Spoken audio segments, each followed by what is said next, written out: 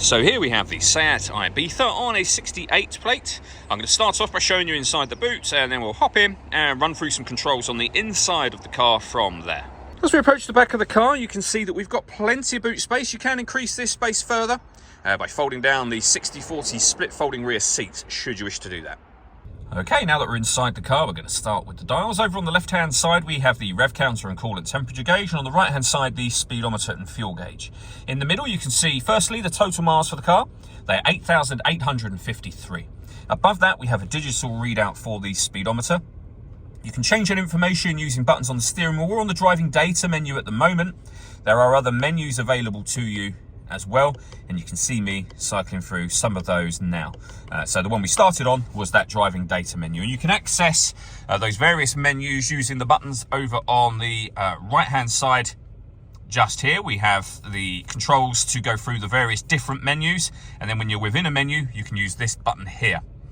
Over on the left hand side we then have stereo controls for the car, so you've got your volume, for example, and you can skip tracks just there, and then the stereo itself is over in the center just here. We're on the radio menu at the moment. You can see that this car has got FM and AM radio. If you want to listen to your own music, you can do, and there's a few ways of doing that as well, and they include Bluetooth audio. So not only can you make and receive phone calls, you can also stream your music wirelessly as well, once you paired your phone, which is done under the phone heading just here. Once you've paired your phone, you can see we've also got voice activation for the phone down there as well. This bottom corner button will give you the main menu, and you can use this dial to access certain menus. Of course, it's all touchscreen as well, so you can access your radio from there, for example.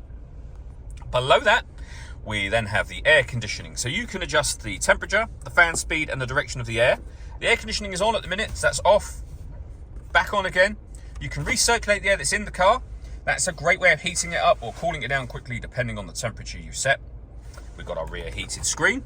Below that, 2 USB inputs, the auxiliary input, a 5-speed manual gearbox, and then these buttons just here. So you can deadlock the car doors, so you can lock them from the outside essentially.